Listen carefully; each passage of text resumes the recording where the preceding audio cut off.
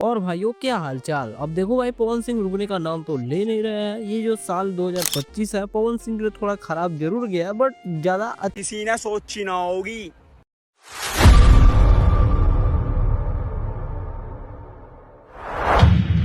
देखो भाई, तुमको लगता होगा ना कि Pawan Singh rise and fall show से पहले किसी भी शो में नहीं गए होंगे, लेकिन ऐसा बिल्कुल भी नहीं है। Pawan Singh rise and fall show से पहले कपिल शर्मा शो में जा चुके हैं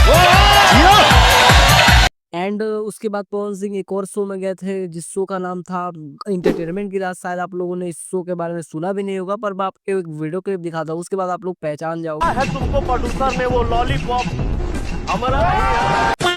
और इन दो शो में जाने के बाद पवन सिंह किसी भी शो में नहीं गए। उसके बाद सीधा वो हमें नजर आए राइज एंड फॉल शो में। एंड आप लोगों को पता ही है, राइज एंड फॉल शो में वो कंटेस्टेंट बनकर गए हुए थे, बट बाद में पता चला वो भाई गेस्ट के तौर।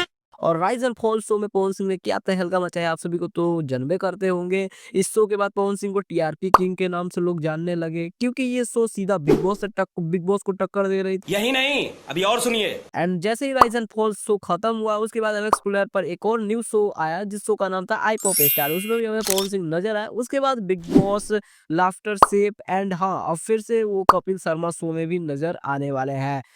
बजाओ ताली। अभी पवन सिंह क्या क्या करेंगे किसी को नहीं पता है। खैर, आपको पता है कि लाइक एंड सब्सक्राइब का बटन कहाँ है, तो दबा दो यार। मिलता है नेक्स्ट वीडियो में, और कर देना यार, लाइक कर ही देना। मजा आया। मैं ये जो मजा है हिंदुस्तान के हर व्यक्ति को देना चाहता हूं।